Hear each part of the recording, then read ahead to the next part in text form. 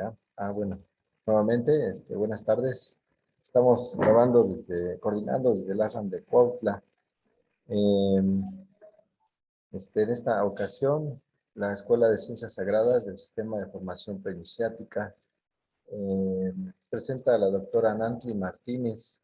Doctora, Muy bien, es una amiga de muchos años y la admiro mucho. Con el tema de herbolaria integrativa para el síndrome metabólico. Anantli es doctora en ciencias en ecología y biotecnología por la Universidad Veracruzana. Es ingeniera agrónoma fitotecnista en la Universidad Autónoma de Chapingo. En esta universidad colaboró con el doctor Eric Estrada, luego en su proyecto de fórmulas herbolarias, tomando los cursos de herbolaria, medicina chamánica y fitoterapia clínica. Imparte cursos y da consultas de nutrición y herbolaria en varias ciudades de la República. Y es creadora del diplomado de herbolaria integrativa en línea junto con Asami Educación en Wellness. Su linaje paterno indígena es de herbolaria, agricultura y chamanismo. Su linaje materno es de medicina y naturismo, formando desde una edad temprana una pasión por fungir como un medio de revaloración de la medicina ancestral y transmisora de conocimientos científicos. Radica en Tepoztlán, Morelos, y da clases de tantra, herbolaria y nutrición. Muy bien, bienvenidos y adelante. Bienvenida, doctora. Pues muy buenos días, espero que estén muy bien. Yo muy contenta de estar compartiendo el día de hoy con ustedes.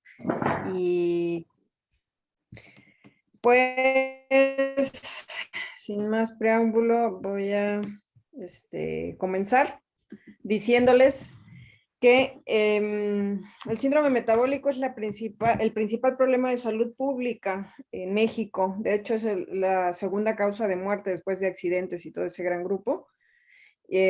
Las complicaciones del síndrome metabólico pues son básicamente el desarrollo de las enfermedades comunes que ya conocemos como la diabetes, colesterol elevado, presión arterial, obesidad y dislipemia heterogénica, que es un desarreglos que hay entre los triglicéridos y el colesterol.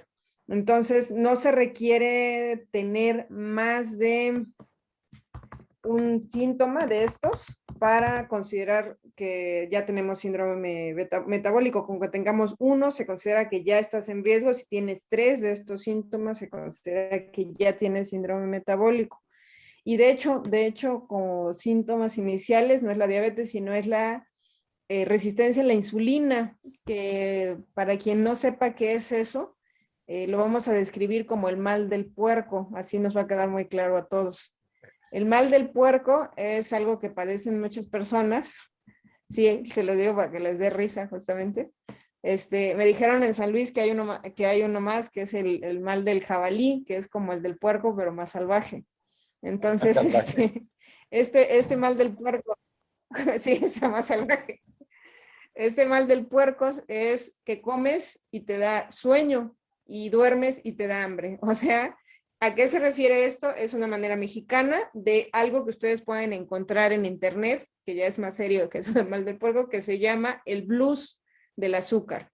Búsquenlo así, es un libro, es muy bueno.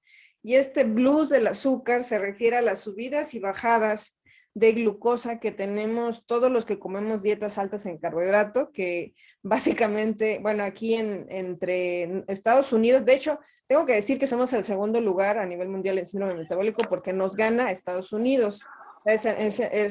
Si nos gana porque tienen superobesos. Nosotros casi no tenemos superobesos debido a que es muy caro sostenerlos. O sea, pues un superobeso deja de ser productivo económicamente, básicamente. Entonces, pues tiene que ser sostenido por alguien más y en México no nos alcanza para mantener a un miembro, pues básicamente inútil en la familia. Entonces, por eso es que no tenemos superobesos, no porque no queramos, sino, y por una segunda razón también. En México, el síndrome metabólico está debido a la dieta T. ¿Cuál es la dieta T? Tacos, tortas, tamales, todas esas cosas que ustedes conocen.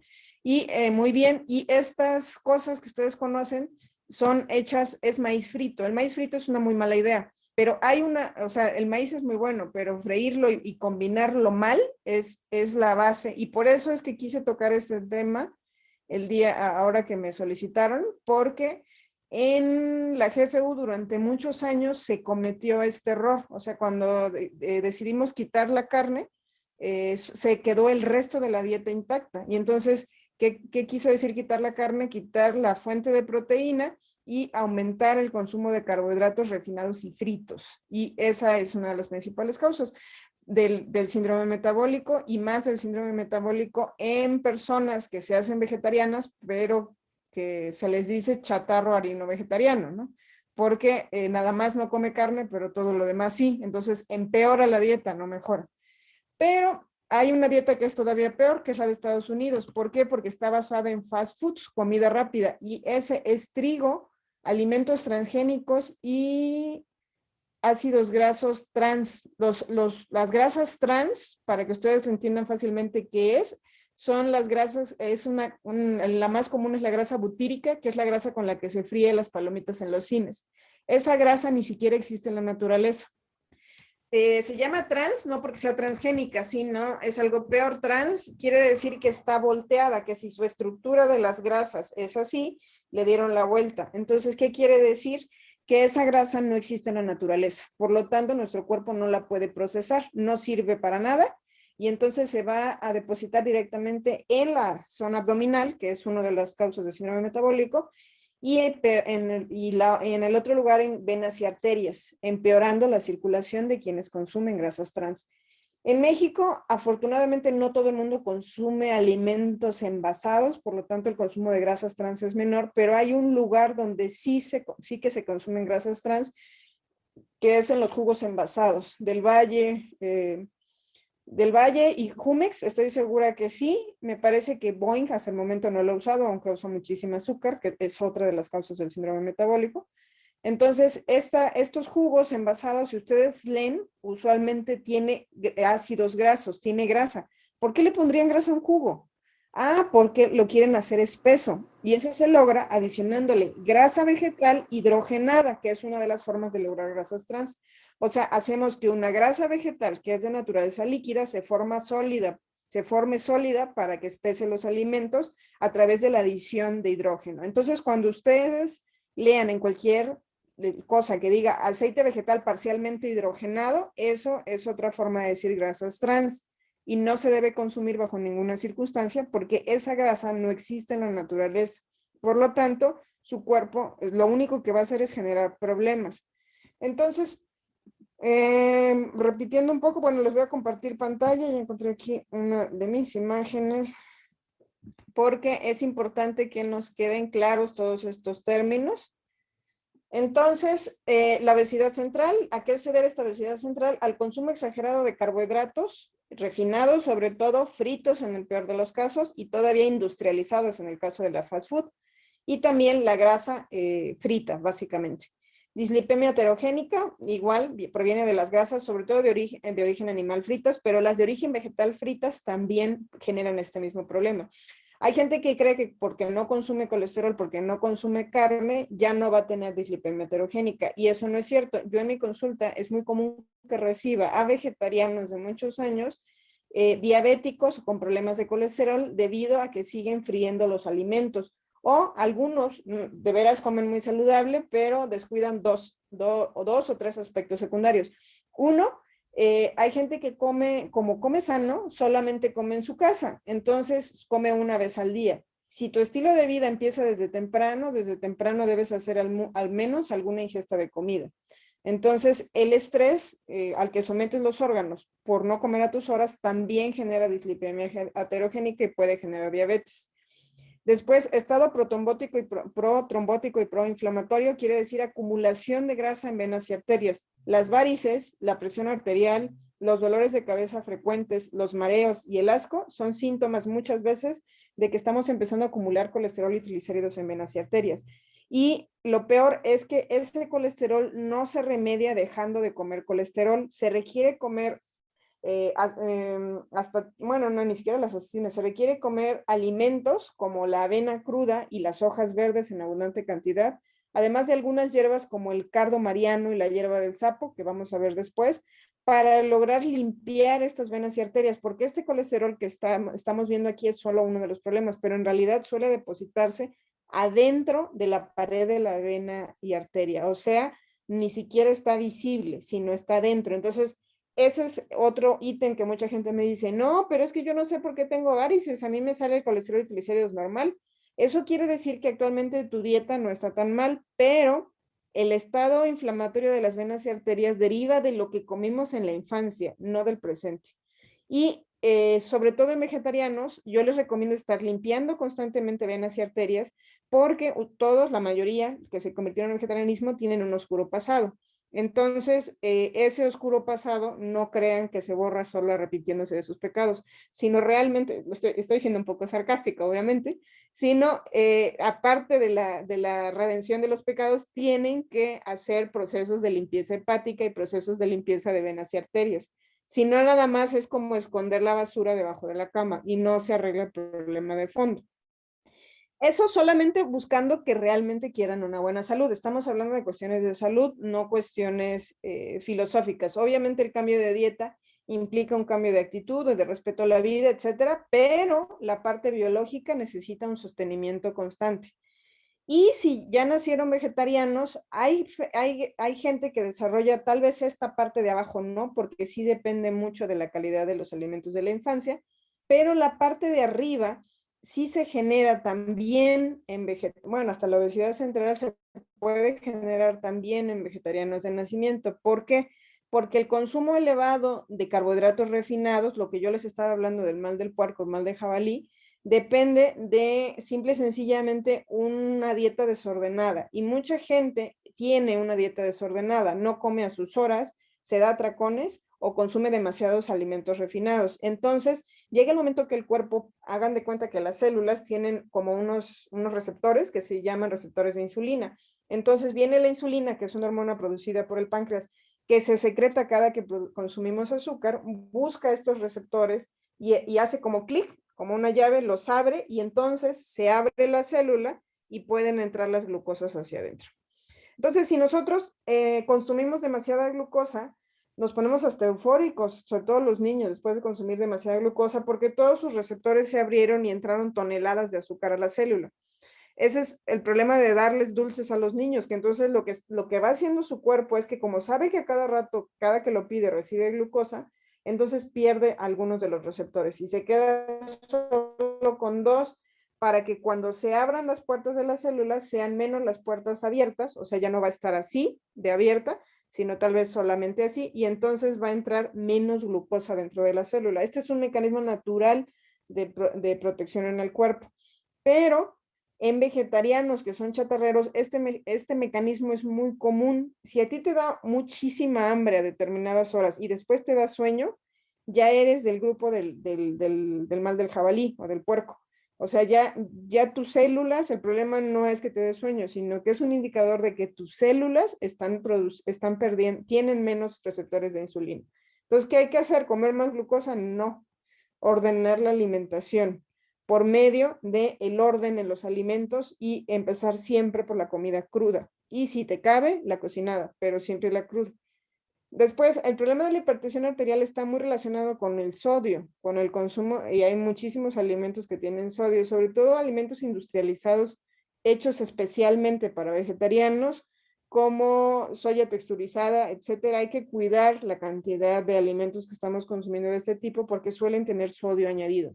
Entonces, la hipertensión arterial va a estar relacionada con el grado de estrés y también con el sodio añadido. Entonces, ¿el hecho de ser vegetariano te protege de esto? No. O sea, el consumo de carne solamente tiene que ver directamente con la dislipemia heterogénica y el estado inflamatorio de venas y arterias.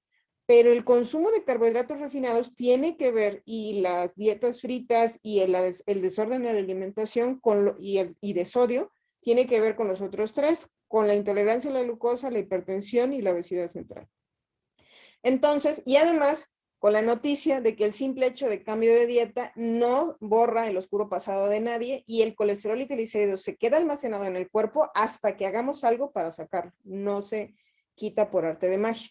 Entonces, Hablando, esta sesión la estoy dando especialmente para gente que es vegetariana o que está interesada en serlo, no es para espantarlos, sino, espero que no, sino para poner ojo avisor que no hay un consejo mágico que nos va a resolver todos los problemas del mundo, sino que tenemos que realmente saber de alimentación, realmente saber cocinar, y si no sabemos cocinar, entonces ser casi crudiveganos, comer muchas ensaladas, para que realmente nuestro cuerpo entre en un proceso de depuración. Si no, sería irresponsable estar buscando un cambio de dieta que a lo mejor nos puede perjudicar, no porque el cambio de dieta en sí sea malo, sino porque hay una serie de cláusulas o detalles que tenemos que tomar en cuenta. Tanto para alguien que es vegetariano como para alguien que no, porque voy a aclarar que esta cuestión del síndrome metabólico no reconoce religión, sexo, tendencia política o alimenticia. Si la gente está haciendo un desbalance en sus alimentos, va a tener síndrome metabólico, ya sea porque hay desbalance en la ingesta de carbohidratos o porque hay desbalance en la ingesta de grasas. No importa, cualquiera de las dos se unen al final y terminan generando muchos problemas en el cuerpo. ¿Cuáles son los factores de riesgo? El sedentarismo y los malos hábitos alimenticios. Eso es lo principal, y yo pondría un tercero, el desconocimiento profundo que tenemos en la mayor parte de los países latinos sobre lo que significa una dieta equilibrada. Eso para mí es un factor de riesgo. Persona que veo que le digo si ya come saludable, me dice que sí, que desayuna azucaritas con leche y fruta y unas quesadillas, que come en serio.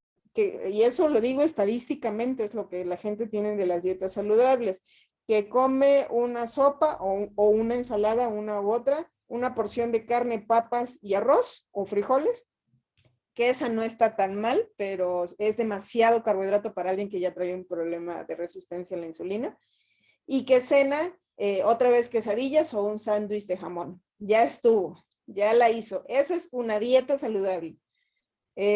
Pónganme el pulgar arriba si no han escuchado en mucha gente que eso es una dieta saludable. Sí, sí o no. Muchísima gente dice, no, ya la hice. Y si como a mediodía pescado, ya con eso ya estoy listo para triunfar en la vida. Pues, ¿qué creen que no? Eso es por lo menos no estarte suicidando en vida. O sea, ya sí es cierto que es un primer paso y aún así para mucha gente es un chorro de esfuerzo haber llegado a eso. Y yo sé que puede ser frustrante decir, si ya llegué a eso, todavía no estoy ni a la mitad. Sí, pero bueno, pues se empieza por algo, ¿no? Y entonces, ¿qué nos hace susceptibles? Aparte de estas tres cosas, del desconocimiento, de los malos hábitos alimenticios y del sedentarismo. Pues los trastornos del tejido adiposo y endocrino, hay mucha gente que vive con trastornos hormonales, por ejemplo, sobre todo mujeres cercanas a la menopausia desde antes. Si no atendemos la parte hormonal, que usualmente cuando están afectados los ovarios también lo está el hígado, vamos a tener problemas tarde o temprano, sobre todo con el peso, pero ese es el visible, hay muchos otros. Factores genéticos, yo siempre les cuento, yo vengo de una familia de origen indígena que le dicen en mi pueblo los zapotes, porque son dos hermanos, porque son gordos y negros. Entonces nosotros somos los zapotitos. ¿Qué quiere decir eso? Que hay una predisposición enorme al aumento de peso en mi familia. Pero, ¿qué quiere decir eso también? Que también se heredan los malos hábitos alimenticios. Entonces, cuando yo estoy en desequilibrio, obviamente lo que a mí se me va a encajar es el carbohidrato, pero siempre lo podemos sustituir. Por ejemplo, a mí me gusta lo dulce. Entonces lo que hago es consumir mucha fruta. Consumo 5, 6, a veces kilo y medio de fruta diario. La fruta no me hace daño siempre y cuando sea variada, no solo plátano, papaya y naranja, que es lo que la mayor parte de la gente come, sino de todas las frutas. Me encanta, por ejemplo, el durazno, el albaricoque, esas frutas me hacen bien a mí, y también las frutillas, zarzamora, fresa, todas las que son ácidas hacen mucho bien. Entonces hay que comer de toda la variedad de frutas. ¿Por qué? Porque si no, obviamente yo en mi cuerpo tengo la tendencia a la resistencia a la insulina o la intolerancia a la glucosa, y por lo tanto muy fácilmente me volvería diabética, como muchos de mi familia. Se heredan los genes y la tendencia, pero lo peor que se hereda son los malos hábitos alimenticios, y eso sí los podemos cambiar cuando tenemos voluntad. y conocimiento. Siempre les digo que el sabor y el color son creaciones de la mente, en realidad son entrenables. O sea, para muestra, cuando ustedes viajan a otro país, al principio la comida les sabe horrible, casi siempre, no encuentran los tonos de sazón que en su país, pero después de unos meses, por sobrevivencia, les va a empezar a gustar. Y luego va a ser interesante porque van a poder disfrutar, siempre van a disfrutar más la comida de su país natal porque tienen más asociaciones emocionales, no porque sea más sabrosa. Pero después van desarrollando una segunda o tercera nacionalidad hasta que se adaptan, hasta que tienen cadenas neuronales para ambos tipos de sabores. Podría pasar lo mismo exactamente con la alimentación. Ustedes pueden llegar a disfrutar los vegetales crudos si se predisponen a ello. Si no, pues que Dios los ayude. O sea, hay gente que prefiere morirse de una enfermedad terminal que cambiar su paleta de sabores. En primera, porque no creen que eso pueda cambiar y les estoy avisando que sí, porque la gente que viaja lo ha demostrado. Y en segunda, porque tienen mucha flojera de vencer uno de los factores de riesgo que les había dicho, que es la ignorancia. Entonces, sí se requiere esfuerzo en ese sentido.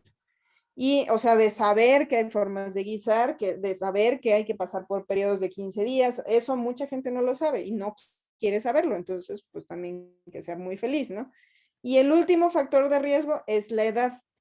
Este es uno de los más importantes en México. En el resto de América Latina también, pero principalmente en México el problema que tenemos es que no tenemos una cultura sobre la alimentación. Entonces queremos comer lo mismo en la infancia que en la adolescencia, que en la edad adulta, que en la vejez. Y eso, o en la menopausia. Y eso no puede ser así. En Japón, la gente usualmente conforme se va haciendo vieja cada vez come menos. ¿Por qué? Porque su metabolismo de manera natural se va alentando y entonces necesita menos alimento. Y aquí no, pero es que ya, ahora, si antes con lo que comía no engordaba y ahora sí. Entonces, ¿qué tendrías que hacer?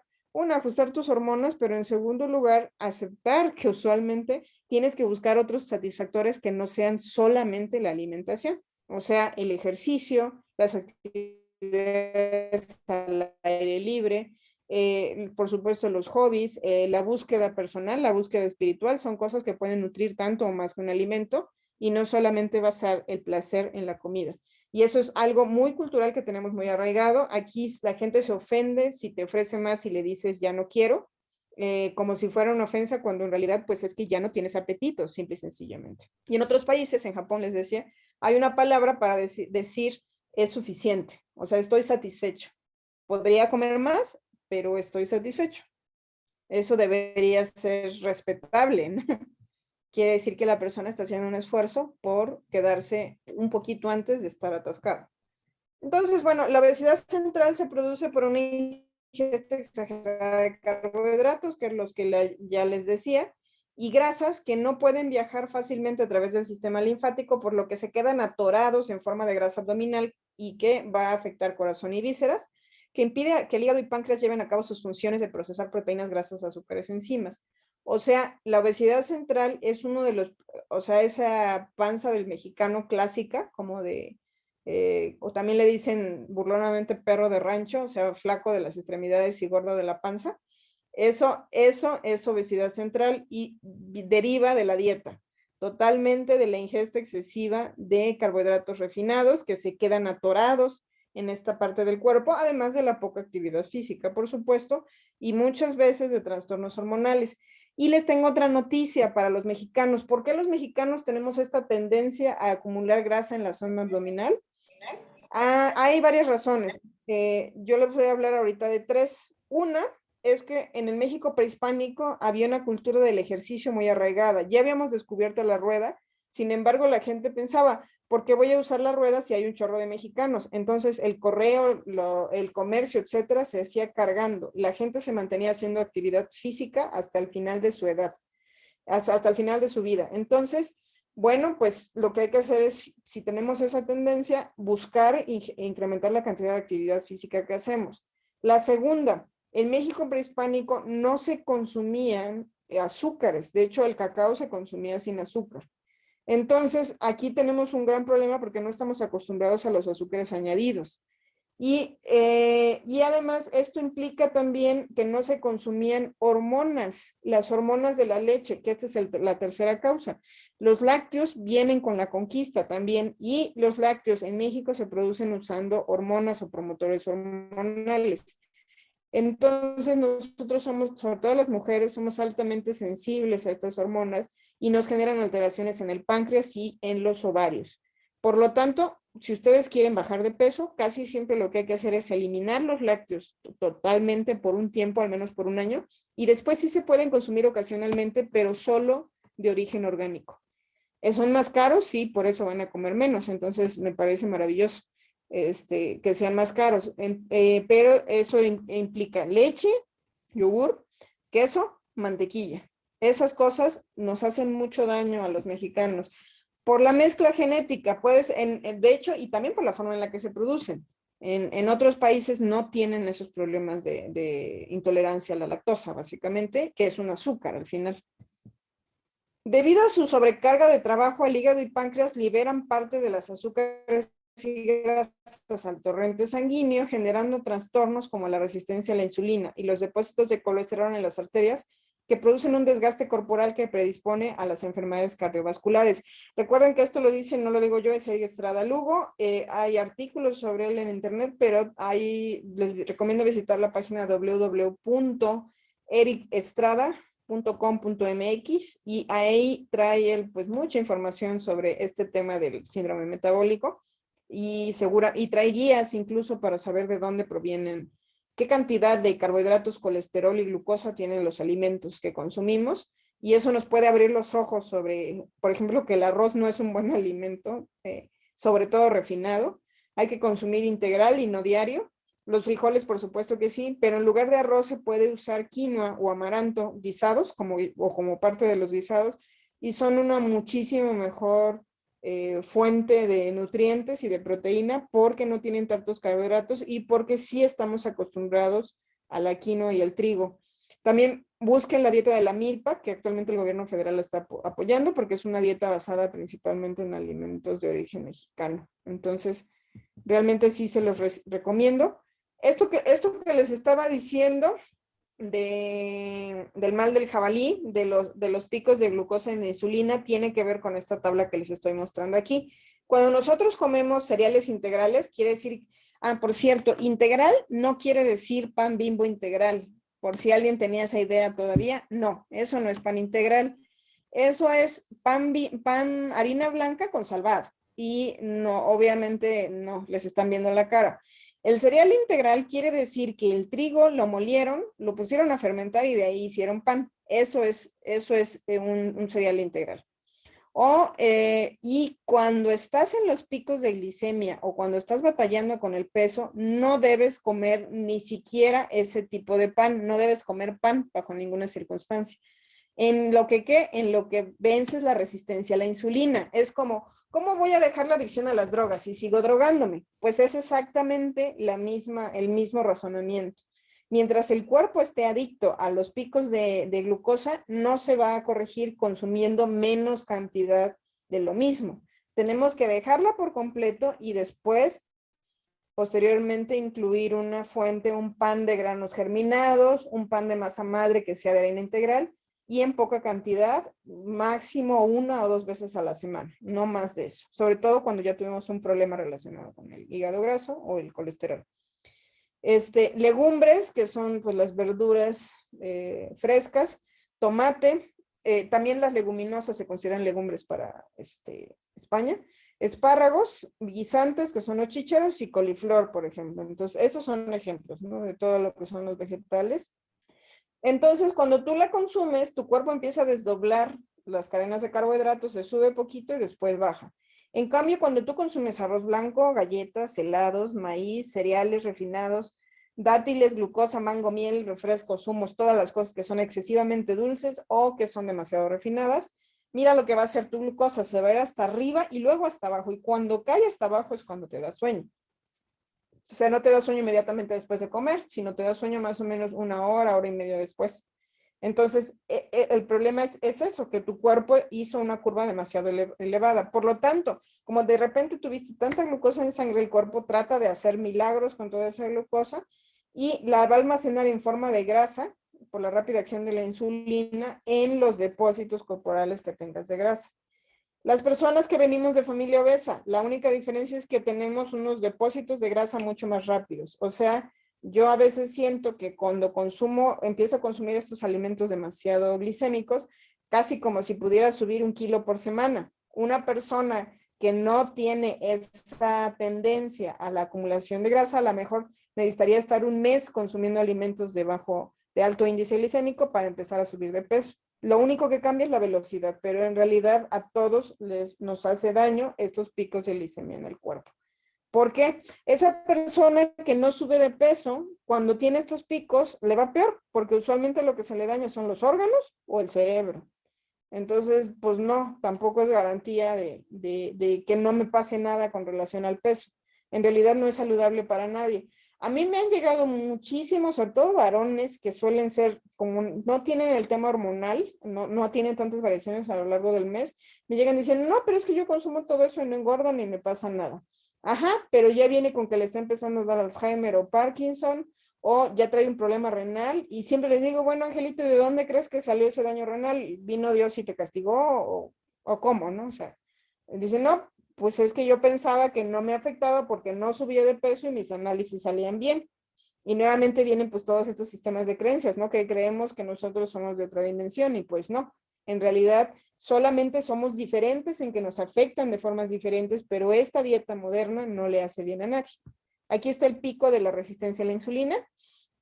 Primero, voy a consumir hidratos de carbono o carbohidratos arriba. O sea, me como una torta de queso con aguacate y un refresco, como la torta del Chavo, ¿no? Luego se va a elevar mi glucosa, obviamente. Se segrega más insulina y entonces voy a almacenar muchas grasas, pero porque tiene algo que hacer el cuerpo con la glucosa y entonces me va a dar agotamiento y hambre. Y como me va a dar de nuevo agotamiento y hambre, entonces me va a dar hambre, pero ya no voy a querer una ensalada. Ahora voy a querer un helado, porque ya es la hora del postre, pues, ¿qué les gusta? Con una malteada o algo así, para que aguante, ¿no? O unas enchiladas, otra vez con otro refresco, o con un atole, o con un agua de Jamaica, pero con bastante azúcar para que esté bien bueno, ¿no? Entonces, entro de nuevo al ciclo. Y así me la paso todo el día, regido por mis antojos. O sea, no estoy decidiendo en base a lo que necesita mi cuerpo, sino a mis antojos, porque llego demasiado desesperado a la hora del hambre, con demasiada hambre porque estoy en este bucle. Ese es el mal del puerco, por eso se llama mal del puerco, porque adopto la personalidad del puerco y tomo decisiones como un puerco, no como un ser humano. Entonces, no hay razonamiento, no hay planeación, decido en base a, no sé, al momento. El problema es que la mayor parte de los mexicanos, de hecho, 7 de cada 10 mexicanos deciden así su alimentación. La mayoría, y esto no me lo estoy inventando, 7 de cada 10 mexicanos tienen síndrome metabólico. Y yo creo que más de la mitad de ellos no consideran que sea un problema grave. Entonces, y luego pretendemos que el Seguro Social pague los platos rotos, ¿no? Pues no, o sea, independientemente de que el Seguro Social sea un asco, realmente es demasiada carga para el sistema cuando es un problema educativo. Claro, no se ha promovido este tipo de educación abiertamente en las escuelas porque implica tocar demasiados intereses creados. Yo no sé si a lo largo de los siguientes años sea tanta la presión de gente enferma sobre el sistema de salud que la gente realmente empiece a tomar en serio que necesita educar en salud desde los primeros años de la vida. 71%, que lo decía, 7 de cada 10 mexicanos tienen sobrepeso u obesidad. 34% de los menores entre 5 y 11 años tienen sobrepeso, obesidad. O sea, 3, creo que ahorita ya son 4, de cada 10 niños está gordito. Cada hora se diagnostican 38 nuevos casos de diabetes. Desde el 2000 la diabetes es la principal causa de muerte en México.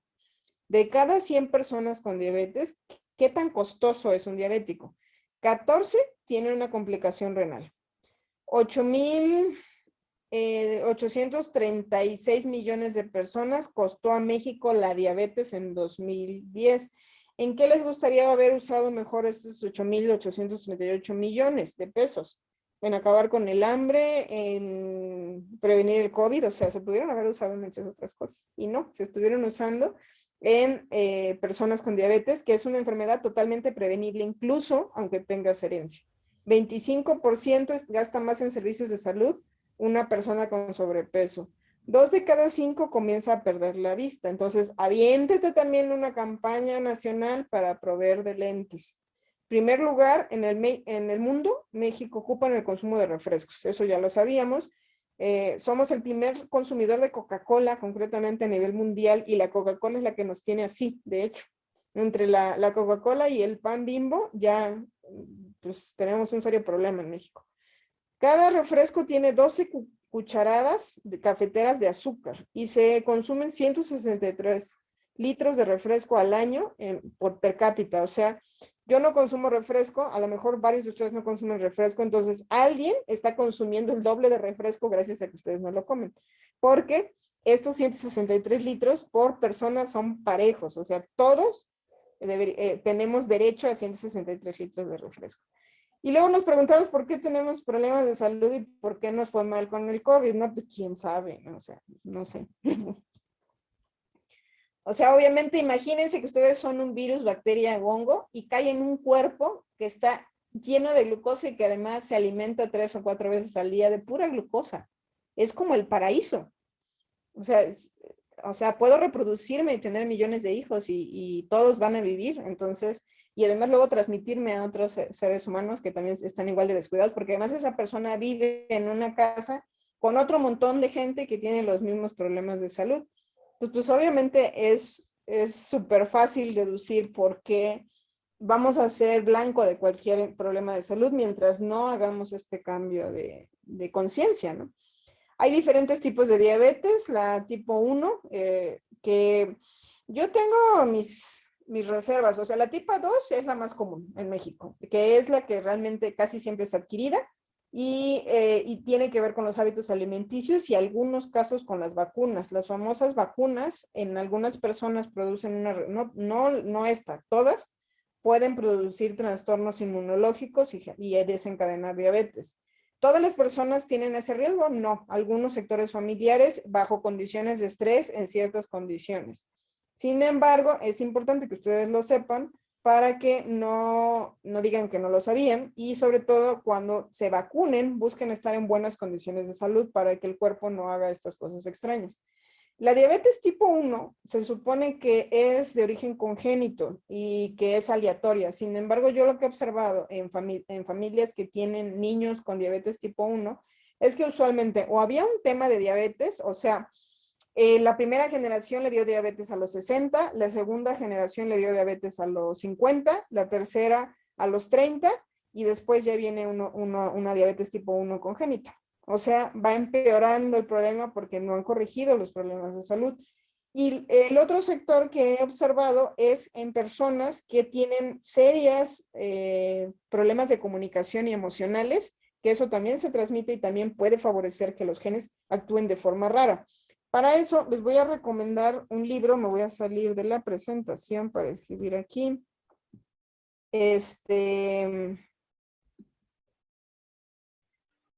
Que se llama, ay, a ver, ahorita se los busco, 1000 días.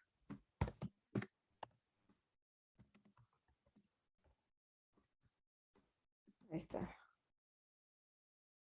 Ahí está. Ahorita. No les estoy mostrando la pantalla para no marearlos, pero ahorita se los paso.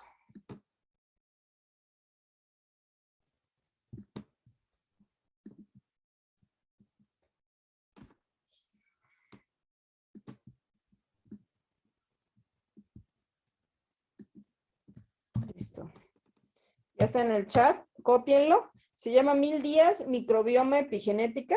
Son los primeros 1000 días de desarrollo del ser humano, que es un libro de unos argentinos que dice, que nos habla de todo, pues toda la nueva información que hay en este momento. Bueno, se las Se las voy a mostrar, ya lo tengo aquí. Microbioma y epigenética en perinatología, 1000 días que pueden cambiar destinos. ¿De cuáles 1000 días está hablando? Pues desde la concepción hasta más o menos los 2 años y medio. Entonces, aquí está un niño, desde la concepción hasta los 2 años y medio, es donde se arma la maquinaria que va a determinar su salud en base a los factores ambientales, estrés, duelo y otros factores psíquicos.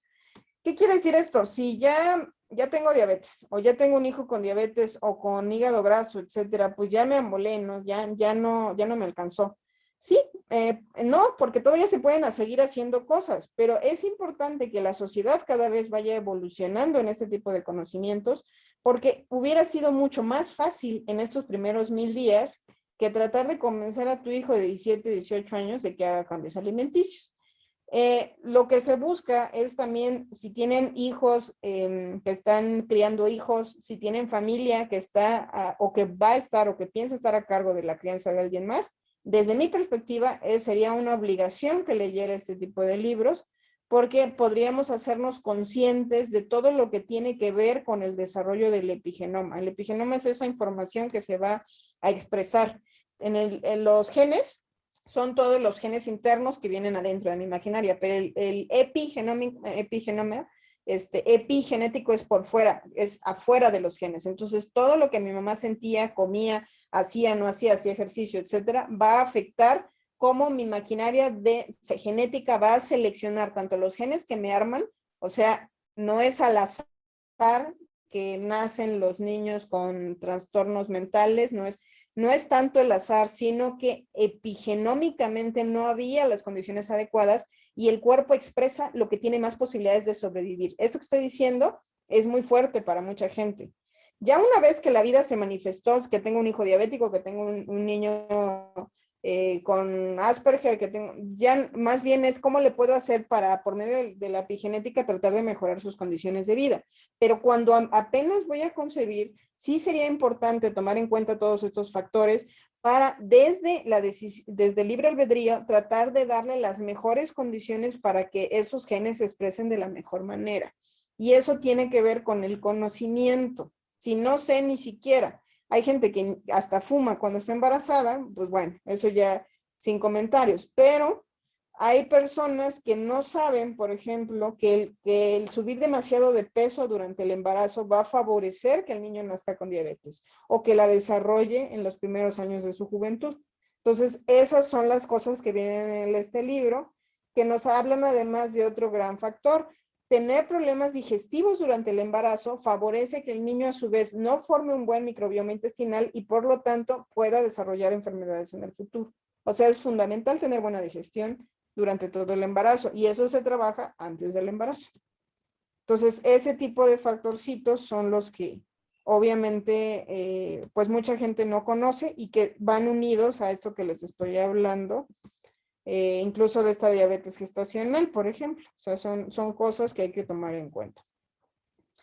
Estos son los órganos que dependen de la insulina. Bueno, el cerebro no necesita la insulina para utilizar la glucosa. Este no depende de la insulina. El hígado almacena la glucosa en forma de glucógeno y sí depende de la insulina. El páncreas produce la insulina y la grasa almacena las calorías que sobran y forma la grasa y sí depende de la insulina. Por eso cuando los diabéticos usualmente ya están muy mal, suelen no bajar mucho de peso porque la insulina ya ni siquiera alcanza para que la almacene. Entonces la diabetes en sus etapas iniciales usualmente suben muy fácil de peso, pero ya en sus etapas finales ya no almacenan la grasa porque ya no hay insulina y se perdieron los receptores los pocos receptores de insulina que había por años y años de curvas y pues ya es básicamente la etapa final de esta enfermedad. El estómago convierte los alimentos en glucosa y la glucosa entra en la corriente sanguínea. El páncreas produce suficiente insulina para ser transferida a las células, pero las células son resistentes a la insulina. El hígado es resistente a los efectos de la insulina y la glucosa no puede penetrar en el tejido adiposo de las células del cuerpo. Los niveles de glucosa continúan creciendo en la corriente sanguínea. Altos niveles de glucosa pueden causar muchas complicaciones serias y peligrosas. Eso es lo mismo que les había yo dicho, pero está ya ahí en una imagen que después van a tener y que nos habla pues de todo el proceso que sigue el cuerpo cuando estamos consumiendo altos niveles de glucosa. Y bueno, el principal problema de la diabetes se produce en algo que se llaman islotes de Langerhans, que son las bolitas azules, violetas y moradas o algo así. Y estos islotes de Langerhans son unas células especializadas en producir insulina. Usualmente, aquí hay una esperanza muy importante. Según la Universidad Autónoma de Chapingo, que tiene un programa de plantas medicinales, es muy interesante que cuando llegan los diabéticos, sí se les dan plantas que bloquean la absorción de glucosa en el intestino, entonces hace que automáticamente la glucosa no siga elevando y que además les ayuda cuando bloqueamos la glucosa del intestino, un efecto secundario bien interesante es que la gente va a perder el gusto por los carbohidratos porque ya no recibe recompensa. Recuerden que la principal recompensa que recibimos de los carbohidratos refinados es la euforia que producen. Si nosotros bloqueamos esa absorción de carbohidratos, ya no va a haber tanta euforia y entonces, pues qué chiste. Y entonces el cuerpo empieza a soltar la adicción. Es una forma, un enfoque de atención con plantas que bloquean esa absorción. Pero el otro enfoque que se hace es que muchas veces a ellos, como también traen obesidad central, se les da una hierba que se llama la hierba del sapo. La hierba del sapo lo que hace, no trabaja con el azúcar, en realidad lo que hace es disolver los depósitos de grasa que están sobre el páncreas y el hígado, se limpian los islotes de Langerhans y ¿qué creen? Empiezan de nuevo a producir insulina. ¿Qué quiere decir? Que esa persona nunca fue diabética, tenía nada más el hígado graso. Y según estimaciones de Eric Estrada, el 80% de los diabéticos no son diabéticos reales. Es gente que tiene el hígado graso. ¿Cómo se puede saber, cómo se diferencia uno del otro? Prácticamente a nivel sanguíneo no hay diferencia. La única forma de saberlo es darle la hierba del sapo, desgrasarle todo el sistema circulatorio y las vísceras con esta hierba y con dietas crudas y con jugos verdes y con avena remojada. Y después de unos 6 meses o un año, o sea, un largo tiempo limpiando su cuerpo, si la diabetes mejora, quiere decir que no es diabetes, es hígado graso. O sea, los islotes están atascados de grasa y es como un motor que tiene un montón de suciedad y que hay que limpiar todas las partes para que vuelva a funcionar mejor. Entonces, bueno, esa es una esperanza que, sin embargo, bueno, hay que recordar, no es el 100%, el 80%, pero partiendo de que pues la diabetes es una enfermedad muy negativa, realmente sí vale la pena, porque aunque no se curara de la diabetes, que en realidad no es que se haya curado, sino nunca lo fue, sí va a mejorar su calidad de vida, definitivamente, cuando sacamos la grasa del cuerpo. Y bueno, pues depende mucho del historial familiar, que ya hablamos de eso, de la dieta no saludable, de la falta de ejercicio, del sobrepeso, y se identifica por una necesidad de orinar con frecuencia, perder peso, pero les digo que eso ya es en etapas muy, muy avanzadas o cuando la glucosa está muy alta, falta de energía, que ya hicimos toda una explicación del mal del puerco, y la sed excesiva. Eso es todo las cosas que tenemos que tomar en cuenta para no caer. O sea, muchísimo antes de que te dé diabetes puede haber resistencia a la insulina y hay que estar al pendiente. Toma el control, andar a paso ligero, o sea, la caminata es muy buena, bailar, nadar y el ciclismo. Yo agregaría ahí el yoga, pero hecho con intensidad, las artes marciales, todo eso te puede ayudar a quemar suficientes calorías. De hecho, cuando traen picos de glucosa, una forma muy efectiva de bajarlos es simplemente hacer ejercicio, porque el músculo es el principal consumidor de glucosa.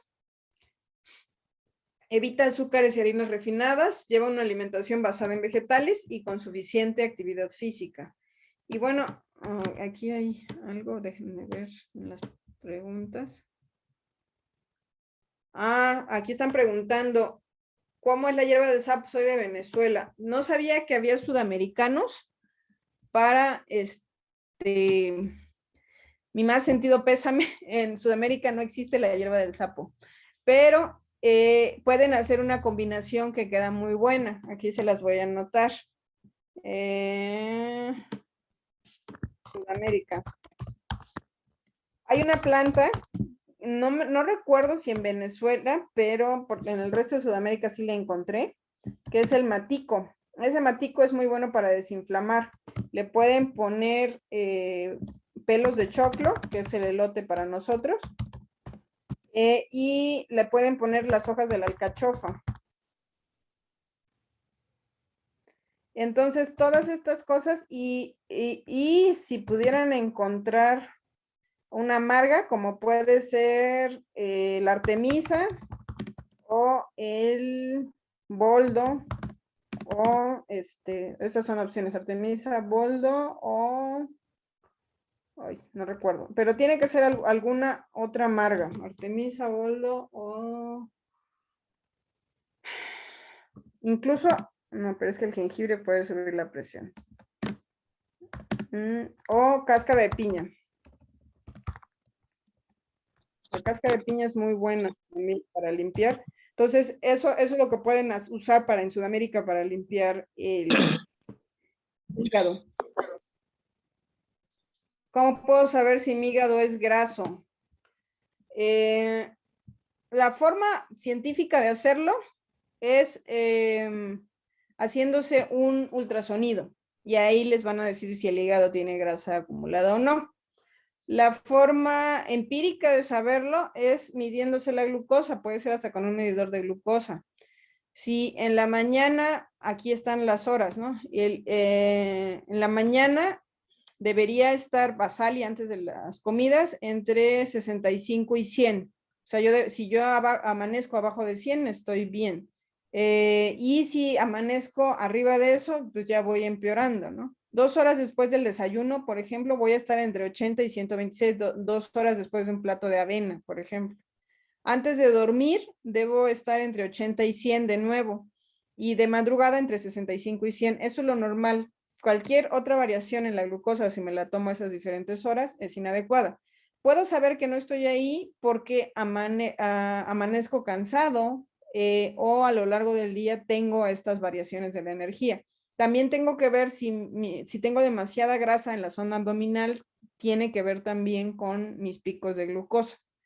Y si tengo venas y arterias inflamadas, como tipo varices, dolores de cabeza, asco con frecuencia o problemas circulatorios, pues también es muy probable que tenga problemas con el hígado graso.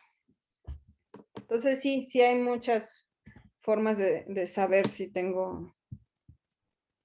Ok. Ahorita vamos a ir a la dieta. Nada más les quiero hablar de una última cosa antes de pasar para allá, que son los depósitos de colesterol, para que entiendan a qué me refiero cuando digo que tenemos acumulaciones de colesterol. Este es una arteria. Empieza limpia, que es la parte de la izquierda arriba. Esa es una arteria limpia de un niño, por ejemplo. Pero este niño come leche. Entonces, leche que además es de fórmula. Y entonces es una leche que está pasteurizada, luego deshidratada, luego vuelta a hidratar, y hay gente que todavía la mete al microondas, ¿no? Entonces imagínense lo que le pasa a la grasa de esa leche con todo ese maravilloso proceso. Entonces ya le damos nuestro caldo de colesterol a nuestros niños y ya sentimos que ya estamos del otro lado, tienen nutrición completa, ¿no? Entonces está entrando todo ese colesterol pesado, pegajoso, adentro de sus venas y arterias. Y no, imagínense luego a esos niños que les gusta tomar la leche del frasco directo, así en polvo, y que se les haga chiclosa en la boca, ¿no? Pues perfecto también, ¿no? Entonces viene el glóbulo blanco, esas cosas que ven moradas, es un glóbulo blanco que está entrando. ¿Por qué entra el glóbulo blanco? Porque lo detecta como un invasor y entonces empieza a comérselo. Se lo empieza a comer como si fuera una bacteria. ¿Qué va a pasar? Si yo consumí ese día lácteos y me tardo 3 días en volver a consumir otro vaso, no va a haber ningún problema, porque simple y sencillamente es como echarme un caldo que estaba medio cochino o comer algo un poco podrido. El cuerpo debería tener la resistencia para poder procesar eso. O sea, comer algo negativo de vez en cuando no debería representar mayor problema. ¿Cuál es el problema? Que esta personita en la mañana desayunó leche. Después le dieron también unos huevos con jamón a este niño, que es el clásico desayuno de campeones escolares, Y a mediodía, en el recreo, se comió un sándwich con un sándwich que lleva queso, por ejemplo, y un huevo cocido. Entonces, ¿qué va a pasar? Recibe otra dosis de colesterol. Entonces, apenas los glóbulos blancos están comiendo lo anterior del desayuno y ya hay de nuevo colesterol. Entonces, ¿qué va a hacer? El fagocito, el glóbulo blanco, va a sacrificar su vida por nosotros y va a morir tratando de seguir, come y come y come colesterol para que no nos genere un problema. Y entonces va a hacer estos depósitos que vemos, esto como cafecito amarillento que vemos en la arteria, son depósitos de colesterol creciendo. ¿Dónde van a estar esos depósitos? Donde haya menos actividad física y donde baje la gravedad, casi siempre va a estar en piernas y abdomen, en esos dos lugares. Y entonces estos depósitos de colesterol van a impedir que la vena y arteria funcione con normalidad. Si además en una de esas nos estresamos, sucede lo que se ve del lado derecho hacia arriba, que finalmente la pared que ya está forzada por todo el colesterol interno se abre y sale el trombo, que es un conjunto de sangre y grasa molida que sale hacia afuera. Y bueno, pues eso ya es grave, es un accidente cardiovascular, requiere hospitalización y todo el rollo. Pero ¿por qué está la vena y arteria así? Porque de un alimento que se consume en zonas frías solamente en el invierno de forma ocasional, hicimos el alimento cotidiano. Hubo campañas masivas en la época de mi abuela que decía, si quieres que tu hijo crezca fuerte y sano, dale de comer leche, carne y huevo. Y la mayoría de las personas creen que para estar fuerte y sano como marrano, tiene que comer leche, carne y huevo.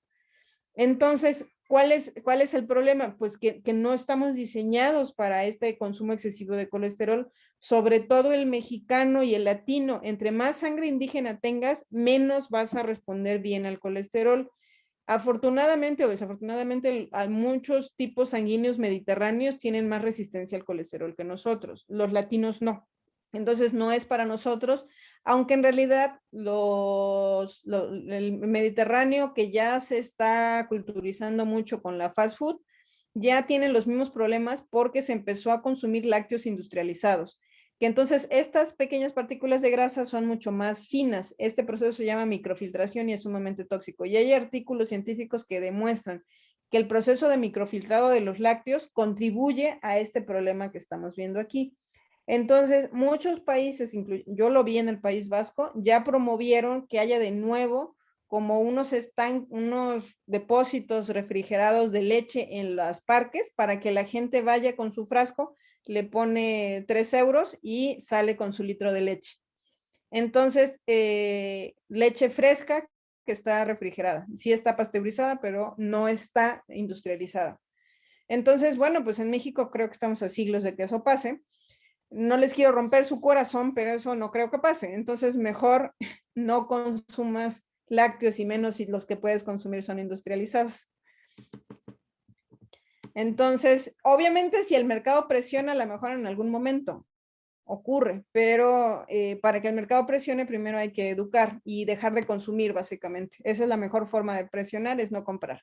Entonces, cuando más o menos el 40% de los consumidores de lácteos dejaran de comerlos, la industria se verá obligada a hacer un estudio de mercado donde pregunte por qué la gente no consume lácteos, y si la gente empieza a decir esto, entonces la industria puede cambiar sus formas de producción, pero y a lo mejor en algún momento hay estanquillos donde vendan leche fresca de nuevo, pero mientras eso no ocurra, no crean que por conciencia va a ocurrir. Entonces, bueno, pues tenemos dos tipos del colesterol, el bueno y el malo. El malo es el grande, el que está arriba, el amarillo, LDL, Low Density Lipoprotein, lipoproteína de baja densidad. Esta proteína de baja densidad quiere decir que tiene poquita proteína bien chiquita y un montón de grasa. Y en cambio, HDL, High Density Lipoprotein, quiere decir que tiene una proteína más grande en relación a la cantidad de grasa que tiene. La de abajo, la verde, la produce el hígado y es la saludable. Pero si estamos muy estresados, también producimos mucha de esta. Y la amarilla la produce el ser humano, perdón, viene de la dieta, y es colesterol oxidado. O sea, las hamburguesas y las cosas fritas están llenas de LDL. Y bueno, me gustaría pasar a la época de los consejos, porque sé que eso es lo que ustedes quieren, de qué tenemos que comer Y acá, por acá empieza. ¿Qué se recomienda? Entonces, ¿cuál es la solución? No más de una porción de carne roja al día, aunque aquí como estamos hablando para vegetarianos, la carne no es necesaria. Hay un montón de mitos que a lo mejor si quieren después hacemos otra plática al respecto. Se puede hablar sobre la famosa B12, sobre la carnitina y un montón de cosas que dependen más de una buena salud intestinal, o sea, el intestino tiene la capacidad de generarlo cuando está en equilibrio. Si tenemos cualquier problema digestivo, incluso carnívoros tienen deficiencias de B12, porque el problema es la salud del intestino, no el consumo de carne. Menos grasa saturada, o sea, palomitas y fast food, no embutidos. Por favor, aunque coman carne, no consuman embutidos, nunca, jamás, es lo peor que pueden consumir y es lo peor que le pueden dar a un niño. Están directamente relacionados con la leucemia. Entonces, ojo con eso. Todos los embutidos. Y eso no lo digo yo, lo dice la Universidad de Harvard. Y después quisieron tergiversar los estudios, pero Harvard volvió a aclarar que efectivamente el consumo de carne roja en exceso y de embutidos, pero de embutidos en cualquier cantidad, está relacionado con el cáncer infantil. Y a ese sector se han dirigido los embutidos. Entonces, tengan mucho cuidado con eso. Aceite de olivo como principal grasa culinaria. En México prehispánico no se usaba grasa para cocinar. Si quieres usar grasa, tiene que ser aceite de olivo. Pero ese no se recomienda freír. Si quieres freír algo con aceite de coco en muy pocas cantidades, o lo ideal es que no frías, mejor tuesta o cocina o come comida cruda. De hecho, lo ideal es la comida cruda, sobre todo si ya tienes una enfermedad. No es cierto lo que les dije al principio de que una quesadilla asada es saludable para alguien con problemas ya metabólicos, no. O sea, es mejor dieta cruda, totalmente, por lo menos un año en lo que te repones y después tus hábitos no van a volver a ser los mismos porque el paladar va a cambiar.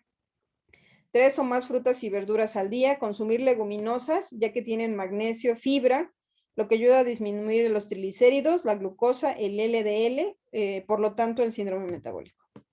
Consumir menos de 3 vasos a la semana de vino tinto o probióticos para los vegetarianos que están probando dejar el alcohol, sobre todo. Pueden consumir probióticos, kombucha, tibicos, si todavía consumes lácteos y no tienes problemas con el colesterol, los búlgaros. En México tenemos el aguamiel, cuando todavía no está fermentada, se puede considerar un probiótico. Entonces, todas estas cosas las puedes consumir, son sumamente saludables para tu flora intestinal y es importante recordar que en todas las culturas del mundo se usaron los fermentos. El tepache también, vinagre producido a través de fermentación, también está ¿cómo se llama? La col fermentada, chucrut, y también se pueden hacer verduras fermentadas. Necesitamos los fermentos para que el intestino esté en salud. Si no te gusta de plano nada de eso, entonces lo siento mucho en el alma porque vas a tener que consumir prebióticos y probióticos en cápsula y son mucho más caros. A lo mejor eso te convence de que te gusten los otros, porque sí, unos buenos probióticos salen más o menos en 1,600 al mes en la cantidad que necesitamos. Entonces, si te quieres ahorrar esos 1,600, mejor aprende a hacer tu kombucha en casa y consume abundantes hojas verdes y tu cuerpo va a hacer el resto por sí mismo. La linaza también ayuda a la formación de buena flora. Bajar aunque sea el 5% de su peso, pero que el cambio sea sostenido. Dar una dieta hipocalórica también podría funcionar. Recomendar alimentos de baja densidad calórica. Dar antioxidantes, todos los frutos rojos que están llenos de carotenoides, el té verde, que nos van a evitar la oxidación. Dar mayor cantidad de fibra soluble que insoluble, consumir legumbres ya que protegen para la obesidad, resistencia a la insulina, síndrome metabólico y accidentes cardiovasculares y hacer 4 a 6 comidas al día. Para quien es muy hambriento, es más fácil comer varias veces al día que comer 3 veces al día, pero darse atracones. MacBook te están diciendo, matico es la hierba santa. Matico es una planta sudamericana que yo he visto en muchos lados. La hierba santa, que yo sepa, es otra. Para México tenemos la hierba del sapo y todavía no llegamos allá. Y la cola de caballo. ¿Qué hay de la celulitis? Lupita Reyes, la celulitis es una un trastorno que sí puede disminuir, pero una vez que aparece ya no se quita, porque tiene que ver con la rotura de una membrana que está entre la piel y la acumulación de grasa. Al romperse o abrirse esta membrana, se florea como calzón viejo, sale la grasa hacia afuera, creando como estos depósitos, como la piel de naranja. Entonces, se disimula muchísimo su apariencia si todos los días das un cepillado de piel en seco y después te das un buen masaje con aceite de linaza o de semilla de uva y le pones gotas de romero y de naranja, por ejemplo, romero, naranja, incienso, eso ayuda a reparar las células.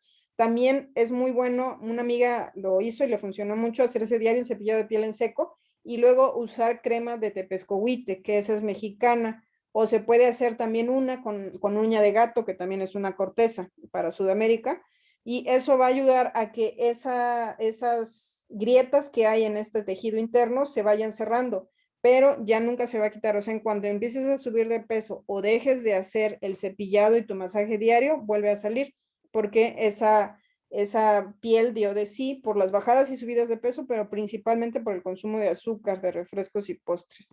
Entonces, la mejor forma es la prevención en niñas que vienen de familia que tienen celulitis, no deberían darles azúcar nunca, jamás. Promover el ejercicio diario, que no suba y baje de peso, cuidarle las hormonas y enseñarle diario a hacer su masaje y pues es más fácil que no aparezca o aparezca en menor cantidad, ya que cuando apareció tratar de arreglarlo. Horneado, sí. ¿Qué cantidad de probióticos al día por semana? Ejemplo, tepache. Con un vaso chiquito de 50 mililitros que se puede agregar a jugos o a guisados incluso, nada más que se pone al final, o sea, para que no se cocine, es suficiente. Entonces, y además hay gente que lo requiere por temporadas, ¿no? Si hubo un desajuste en la dieta, si consumí medicamentos, a lo mejor lo voy a requerir diario, si no, 3 veces por semana, es más que suficiente. Doctora, Y disculpe que interrumpe, no sé si ha terminado con la exposición. Si no, sí, ok, para pasar las preguntas. Por aquí hay tres preguntas aquí en el ASRAM. Dice, Todavía no termina, bueno, todavía no termina. todavía no termina, doctora. pues es que ya estoy como dando recomendaciones, entonces sí está bien si ahorita resolvemos las preguntas para unirlo con las recomendaciones. Muy bien. Dice acá hay dos preguntas más, tres preguntas. Por ejemplo, las leches en polvo, hemos visto que tienen esto del maíz, a ver, permítame, es maltodextrina de maíz. No sé qué tan dañino sea consumir las leches en polvo, de esas que salen de coco, de almendra. Son malísimas. Para bajar los precios, usualmente usan muchos suplementos que no son adecuados para el cuerpo. La maltodextrina de maíz, la miel de maíz, azúcares en general no son necesarias, se adicionan solamente para que a la gente le guste.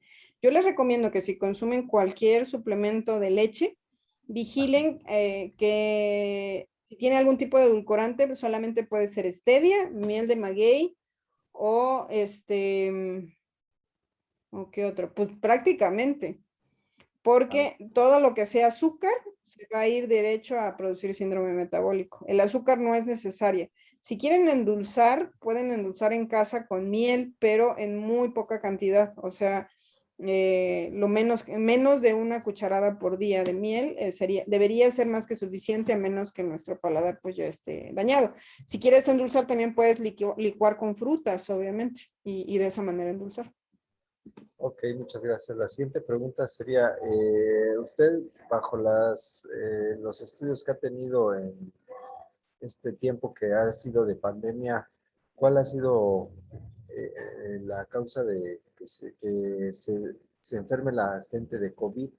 Ya que se ha visto en todo tipo de gente, deportista, no deportista. Entonces, ¿a qué le atribuye que podría estarse ¿Cuál podría ser la causa de que la gente se enferme Es que de no hay COVID? una sola causa, hay muchas causas. Yo lo que he visto es tres principalmente.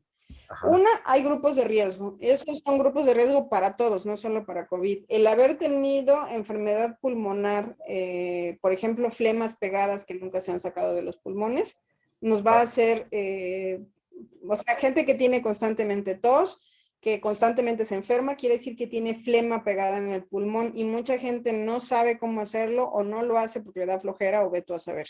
Pero esa flema se saca con jarabes expectorantes, pero no el que venden, el broncolín que venden en la tienda, sino es remojar una cebolla morada con una cabeza de ajo en lo mínimo que se pueda de miel y luego mezclarla con jugo de choconostle. Esa cosa sabe a 1000 demonios, pero es súper efectiva y lo tomas y ¡fum! Salen todas las flemas para afuera, junto con un poco de vómito, pero pues no le hace, ¿no? Entonces, eso obviamente la gente no lo hace, no es parte de nuestra cultura y eso nos hace un factor de riesgo. Todo lo que tengas pudriéndote adentro es un caldo de cultivo para lo que te caiga de cualquier enfermedad. Y eso es un problema con el que lidiamos a nivel público en todos los países latinos. En los no latinos también, pero probablemente tienen medicamentos más fuertes, ¿no? Que tampoco es que sea positivo. La segunda causa por la que la gente se contagia es porque hay personas que tienen sistemas inmunes deprimidos y eso se debe también al estrés. ¿Cuánta gente vive estresada actualmente? Que no se toma los suficientes descansos. Entonces, no hay manera de ver si tu sistema inmune está bien. Lo único que se puede saber más o menos es qué tan frecuentemente te enfermas. Si te enfermas más de una vez al año, quiere decir que tu sistema inmune no está bien. Y entonces, obviamente, eso te va a hacer propenso. Y sobre todo, si cuando una gripa te da, en 3 días se te quita sola o solamente con algún remedio, tu sistema inmune reacciona. Pero si tú eres de los que, a menos que tomes 1300 cosas, ya sean naturistas o alópatas, te curas, ese sistema inmune no está bien, porque una gripa normal debería ser tu cuerpo capaz de reaccionar y generar respuesta inmune en 3 días. Entonces, pues esa es otra, y mucha gente está inmunodeprimida por 1000 razones también, mala alimentación, etcétera. Y la tercera, esa es la única que no es controlable y les tengo muy malas noticias. Hay grupos genéticos susceptibles y otros resistentes, como en todo. Hay en Europa, esto es que les voy a decir es científico, se ha demostrado que tienen una mayor esperanza de vida cuando contraen VIH debido a que mucha población europea fue depurada durante la época de las epidemias europeas que hubo de la peste negra. Entonces, seguro han visto películas donde salen niños en medio de los muertos que fueron los que sobrevivieron de familias enteras que se murieron de peste. Ese niño es resistente y es genético y lo hereda su descendencia. Entonces, al latino promedio le va peor con el SIDA que al europeo promedio, nada más por estadística, porque son hijos de gente que sobrevivió a la peste. Eso es en cuanto a la peste. Ahora, contra al virus, al coronavirus, no les ha ido nada bien a los europeos. En Italia, por ejemplo, les fue muy mal. Entonces, fíjense la contradicción. Fueron resistentes a la peste, pero no están siendo resistentes al COVID-19. ¿Y qué creen? Los que descendemos de Australopithecus, que son los que abrimos los deditos de los pies, así, les voy a enseñar cómo. Si puedes hacer esto, así, como chango, básicamente, desciendes, tienes genes, estás hibridado, eres un híbrido. O sea, si eres Homo sapiens, pero acabas de bajar del árbol hace menos tiempo que los europeos. Los europeos no pueden hacer eso. El Homo sapiens sapiens no hace eso, nada más poquito se mueve. ¿Y eso qué quiere decir? Que si haces tus deditos así y comes bien y haces ejercicio y todo lo demás, tienes resistencia. Y ya se sacaron varios papers al respecto. Yo, créanme que ni había pensado en eso, pero la otra vez que fui a mi pueblo, en mi pueblo de mi tronco familiar inmediato somos 150 personas. Es una familia un poco productiva de chamacos, ¿no? Entonces somos 70 primos y los demás son de segundas y terceras generaciones. Yo nada más tengo, ni me pregunten por ellos, yo sé de la vida de 13 de ellos, los demás no sé, son la bola de primos ahí, ¿no? Entonces hice estadísticas de cuánto, no tenemos ni un muerto en la familia, ni uno, pero sí nos ha afectado de manera indirecta porque hay varias viudas y viudos que están enviudando y que sus parejas no sobrevivieron al COVID. Entonces, ¿qué quiere decir esto? Esto que les hice con los pies, toda mi familia lo puede hacer, obviamente.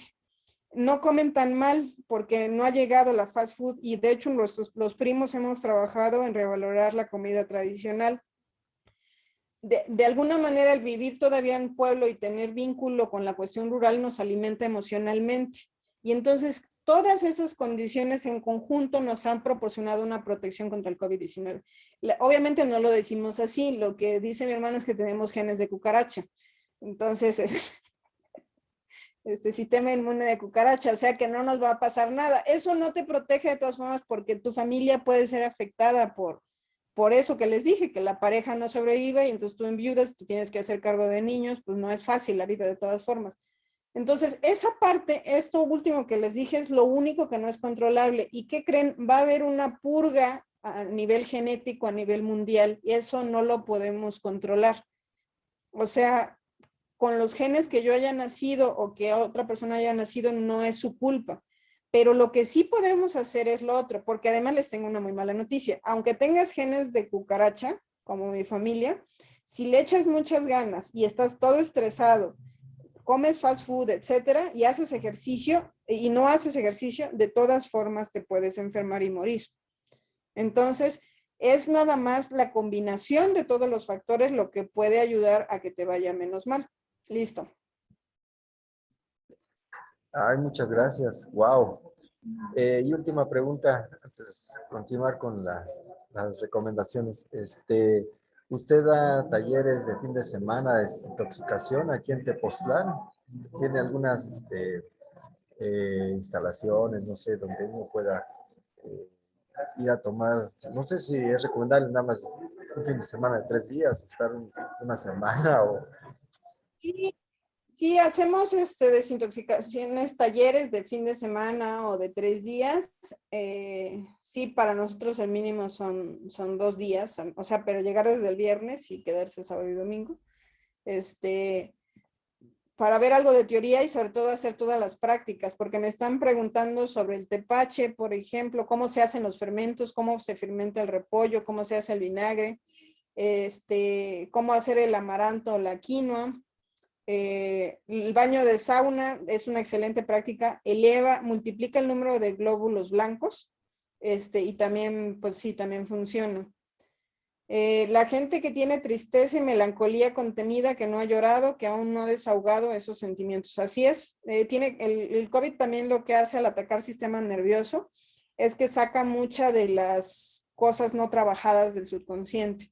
Entonces, más de una vez yo he visto que los derrota las emociones. O sea, ustedes saben que cuando uno está bien deprimido, de veras puede sentir que Dios no lo ama y que ya no vale la pena vivir en este mundo. Entonces, si ustedes han tenido ese tipo de sentimientos en algún momento de su vida, yo les recomendaría que hicieran terapia para que si se llegan a enfermar de COVID, no estén enfermos de COVID y aparte deprimidos, porque eso no va a estar divertido. Puede repetir lo del jarabe. Una cebolla morada completa, un diente de ajo, y una cebolla morada completa, una cabeza de ajo completa, y le pueden poner jugo de xoconostle también, de unos 5 xoconostles exprimidos en extractor, y la miel hasta llenar el vaso, o sea que se cubra, pero no tanta miel. Y la depresión debilita todo el cuerpo, a todos los órganos, sí, ok. El teléfono, les voy a dar mi celular, no contesto llamadas nunca para que no se extrañen, porque me hablan los del banco gracias a la pandemia están invitando a la gente a endeudarse con tarjetas de crédito que yo no necesito, entonces no recibo llamadas por eso. Y como soy buena pagadora, estoy en la mira de ellos, pero no voy a dejar. Entonces, mejor mándeme WhatsApp y nos ponemos de acuerdo.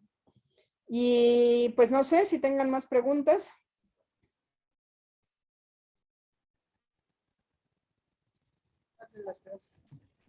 No sé, el público,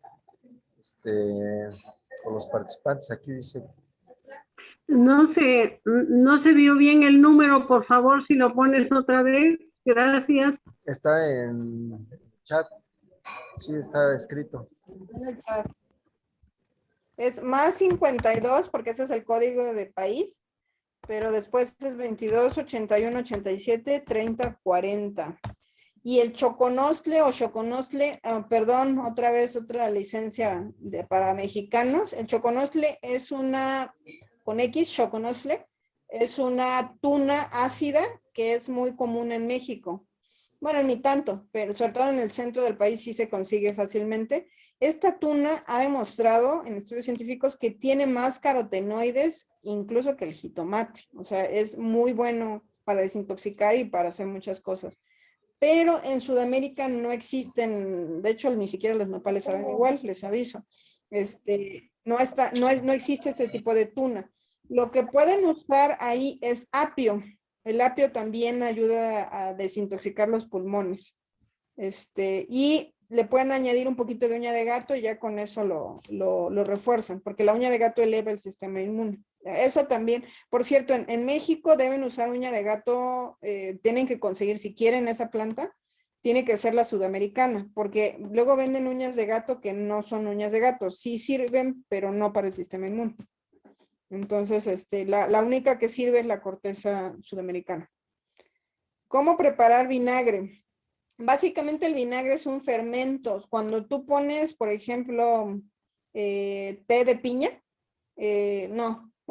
mejor cáscaras de piña remojar en agua con piloncillo, las dejas ahí muy limpio todo obviamente, con una tapa que no sea tan hermética, pero que esté muy limpia, los dejas ahí más o menos un mes, le va a salir una nata arriba. Esa nata es lo que le llaman la madre. Cuando tú esa madre la pones en más agua con jugo de piña o lo que sea, va a hacer que se avinagren más rápidas las cosas. O esa misma madre la puedes pasar también encima de verduras que estén fermentando. Y así se te hace un vinagre natural, que básicamente es algo que esté un poco dulce, como las cáscaras de la piña, con endulzante como es el piloncillo.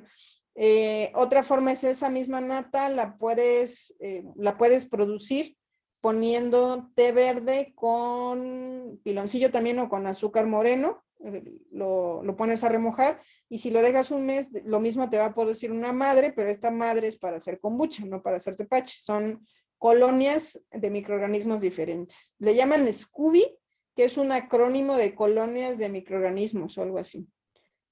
¿Por cuánto tiempo se deja el jarabe para que esté listo? 15 días, en 15 días lo puedes colar y refrigerarlo. María Soledad, no, la nata no se consume, lo que se consume es el vinagre de adentro. Lo que te estoy diciendo es que tienes que producir SCOBYs o colonias de microorganismos para de ahí seguir replicando y hacer más fácil la fermentación.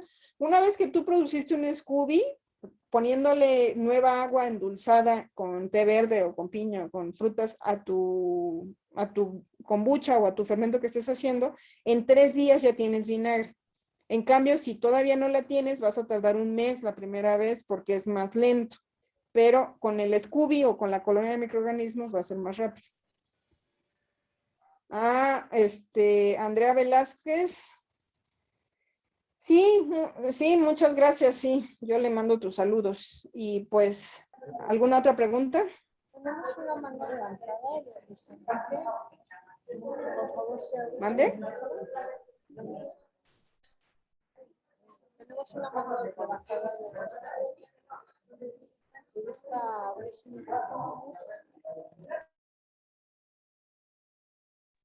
Buenas tardes, Ananti. Soy Luis Enrique Gámez. ¿Me puedes? Ajá. Te quería preguntar sobre, ahorita pues con la pandemia existe mucho la depresión. ¿Qué nos puedes recomendar para ese tipo de problemas, no? O que nos des algo para que nosotros podamos ayudar a otras personas que me han dicho, pues que normalmente es el problema que está ahorita en esta época, ¿no? La depresión por la situación que vivimos. ¿Alguna cosa que nos pueda recomendar? Muchas gracias. Bueno, la depresión es un tema complejo porque finalmente bueno, voy a empezar por la base. Fisiológicamente depende de que en el cuerpo tenemos una serie de receptores de dopamina. La dopamina es un neurotransmisor que ayuda a sentir las emociones, tanto las positivas como las negativas. Cuando nosotros durante un largo tiempo estamos experimentando emociones negativas, sobre todo, el cuerpo cierra o deja de usar los receptores de dopamina para no morirnos. Entonces la depresión tiene el sentido de al menos no morir, para que lo veamos desde un punto de vista más benéfico. Si nosotros experimentáramos todas las emociones negativas que estamos generando o que involuntariamente en las cuales estamos inmersos por la falta de conocimiento de cómo salir de esos lugares emocionales, seguramente ya nos hubiéramos suicidado hace mucho tiempo. Entonces, la manera de prevenirlo del cuerpo es deprimirlo, porque así siente menos. De hecho, esa es una de las características de la depresión, que no puedes sentir o no con la misma intensidad. Y sobre todo las positivas, porque las negativas usualmente sí a veces ni esas, pero entonces lo que se requiere hacer es hacer actividades que activen esos receptores. De hecho, yo les puedo decir por experiencia propia, alguna vez tuve problemas emocionales muy severos después de una decepción amorosa muy fuerte, que es el clásico de todos los días de muchos psicólogos, o sea, para el psicólogo es caso número 325, pero a cada quien en algún momento de su vida ha habido algo que dispara esos estados. Y lo divertido no fue haber llegado a consulta psicológica por el tema de la decepción amorosa, sino que una vez que yo la superé más o menos en 6 meses, mi cerebro dejó los neurotransmisores abajo, dejó los receptores de dopamina apagados. Entonces, más o menos estuve 1 año y medio más deprimida, ya sin una justificación emocional. Simple y sencillamente el cuerpo no podía volver a conectar. No había una razón probablemente para volver a conectar esos receptores y eso es horrible. Obviamente lo primero que te sugieren muchos psicólogos son los antidepresivos, porque el antidepresivo puentea, tanto hace que el cerebro produzca más dopamina, como puede ser que algunos activen algunos de estos receptores. Entonces, te da un alivio de la depresión artificial. Y a veces, estoy de acuerdo, si se usan de forma adecuada, pueden hacer que el cerebro se encienda nuevamente y también los receptores. Y luego irlos dejando paulatinamente.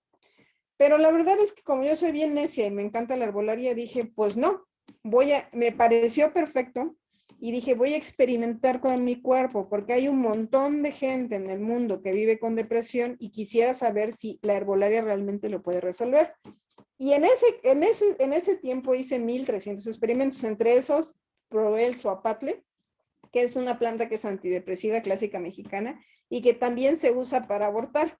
Entonces, cuando me la iban a vender, siempre me decían, ¿y para qué las quieres? Y yo les decía, no estoy embarazada, señora, es que quiero hacer unos experimentos, etcétera, etcétera.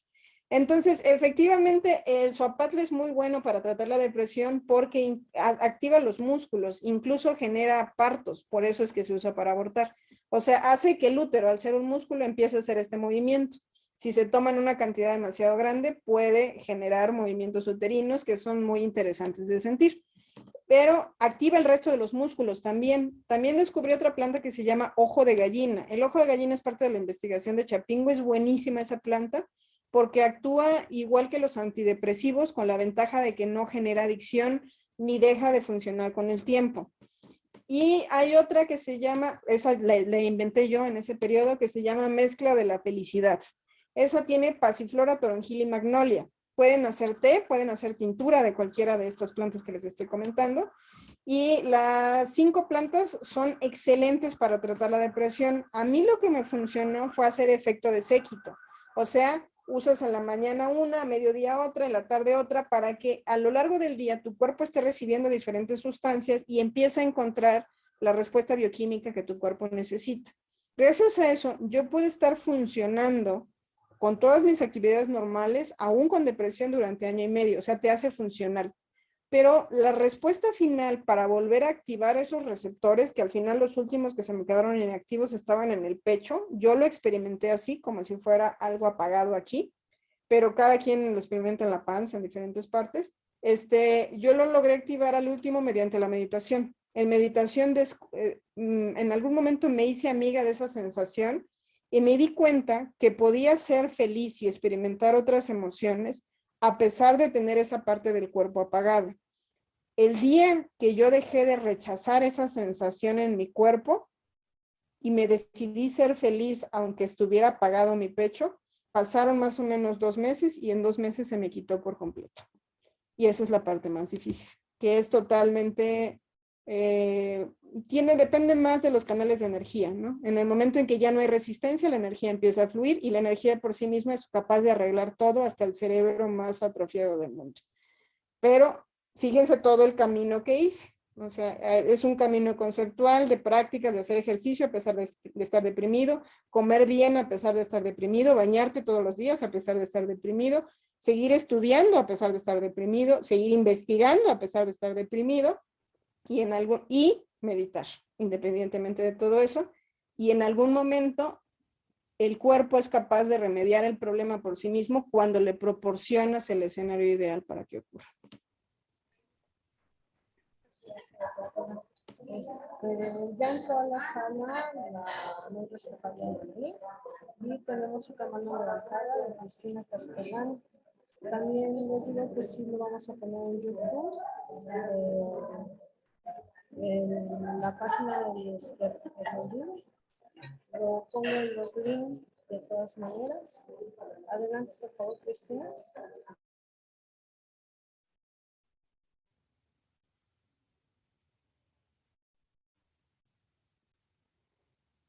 No escuché claramente. Cristina Castellán tiene la mano levantada. Ah, Cristina Castellán. ¿Sí se escucha? Sí, Sí. Hola. sí la escuchamos. Hola. Gracias, disculpa.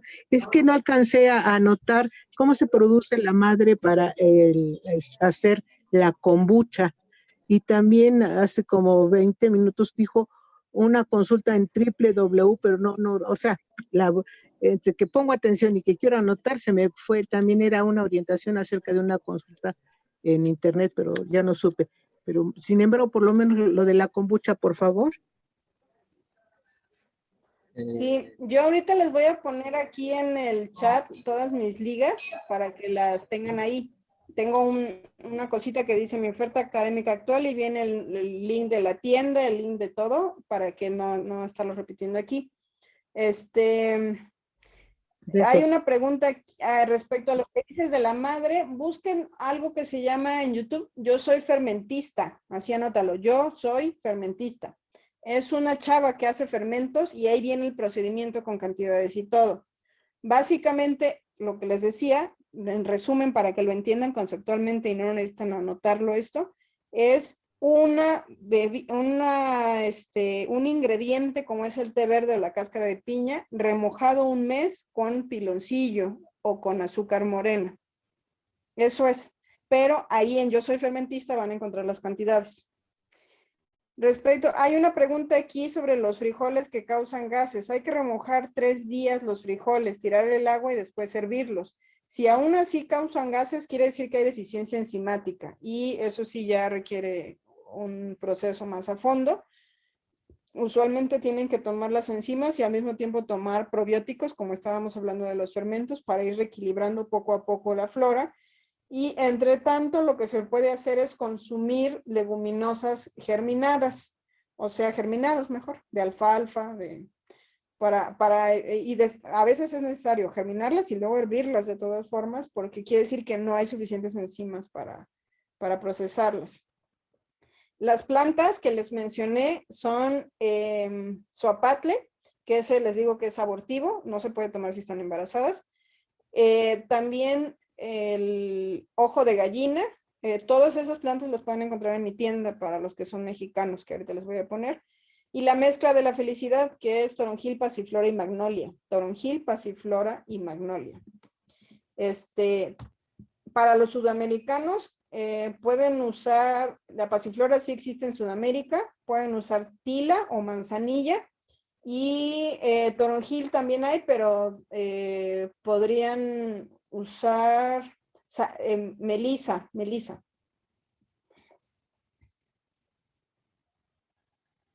¿Es bueno llorar para la Perdón. depresión? Sí, pero es más bueno, ¿sí? Perdón, no alcancé a anotar toronjil, pasiflora y qué más. Toronjil, pasiflora y magnolia. Toronjil, pasiflora y magnolia. Sudamericanos, tila, manzanilla y pasiflora. También puede ser melisa. Básicamente son 3 que sean de flor. Y me decía Andrea Velasco que sí es bueno llorar para la depresión. Armando también está comentando. Un saludo a Armando García.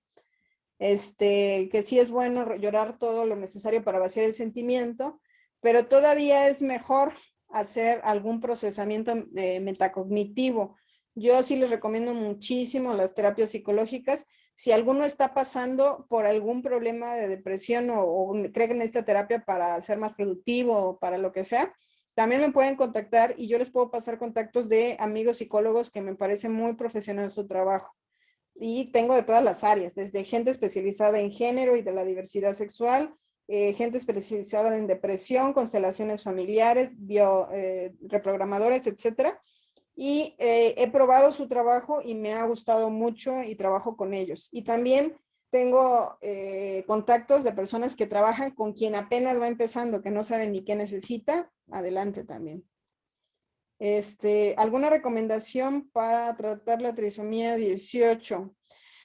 Es que hay que ver, Alfonso Aguilar, en ese caso todo lo, trisoma 18 dice, hay que ver exactamente cuáles son las afectaciones, si son a nivel hormonal, hay algunas plantas especializadas para las hormonas como el barbasco y el regulador pancreático, y si son a nivel cognitivo, es muy bueno usar aceites esenciales para el TDA, por ejemplo. O sea, depende de cuáles sean, si son metabólicas, hay que tratar el metabolismo, hay que usar también aceite, hay unos ácidos grasos super esenciales que producen, que son eicosanoides, que son el TDA y, no, perdón, el HDA y el EPA y el HDA. Pero es importante ver la fuente de dónde se sacan.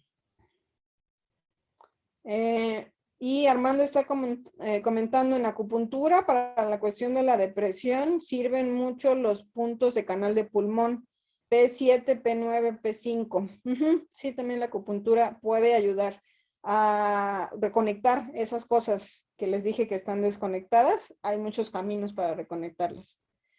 Lourdes González, para los tés se usa una cucharada cafetera de la mezcla por taza. Por lo tanto, si me voy a hacer una taza, va a ser 1/3 de cucharada de cada planta. Si son tres cucharadas.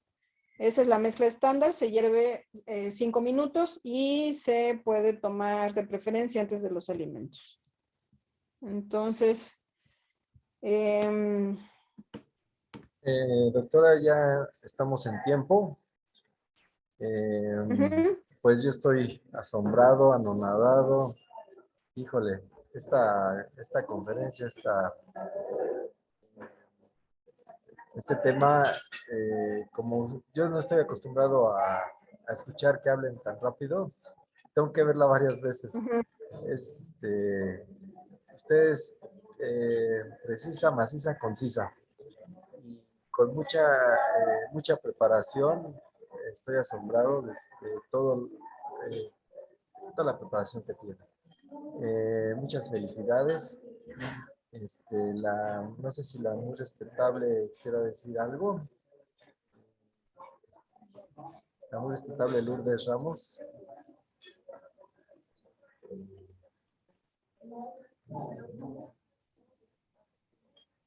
Bueno, no sé si esté conectado, nada más está escuchando. Ella es la responsable del grupo. A ver, ahorita se conecta. Muy respetable María Lourdes. No nos está escuchando su micrófono. Ah, es que tiene apagado el micrófono. No, sigue sin escucharse. Es muy respetable. Su micrófono está apagado. Ya. ¿Ya está prendido? Sí, ya está prendido, la escuchamos. Muy bien. Bueno, es que estoy en el celular. Bueno, pues muchísimas gracias, Mauricio. Muchas gracias, Eloísa. Tuve que estar en una reunión de primer grado con el Guru Luca. Anantli, pues de verdad es maravilloso lo que alcancé a escuchar. Te agradezco mucho esta conferencia de tu parte. Realmente, pues yo ya te conozco de hace tiempo y pues para mí ha sido un honor tenerte aquí con nosotros y que nos hayas dado esta plática, de tu conocimiento tan avanzado que tienes. Muchas gracias, Amanti, y muchas gracias. Y de parte de todos modos, déjale tus enlaces. Yo también voy a buscar y se los voy a mandar a los grupos para que te tengan presente. Y ojalá hasta estudien contigo, porque da unos talleres y unos cursos maravillosos. ¿Bien? Así es que, pues, yo les voy a dar tus datos para que se comuniquen contigo si quieren consulta o quieran estudiar lo que tú sabes. Te agradezco muchísimo nuevamente. Muchas gracias, que Dios te bendiga. Gracias a todos los presentes. Y bueno, pues ya aprovecharon a Nantli, a nuestra doctora que tiene ya tantos años de preparación y realmente muy profundos conocimientos. Ya es una vocación. Gracias, Anantli. Sí, no se preocupe, para los que acaban de entrar, sí va a quedar grabado, lo pueden ver después. Y y ya les envié también ahorita a Mauricio y a Lourdes mis links para que me puedan seguir. Y por supuesto, yo muy contenta de compartir sobre cualquier tema de salud, obviamente, de herbolaria y de este tipo de cosas. Y pues gracias por la invitación. Gracias a ti, es un honor, Anantli.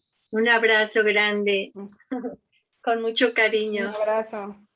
Un abrazo. Gracias, Anantli.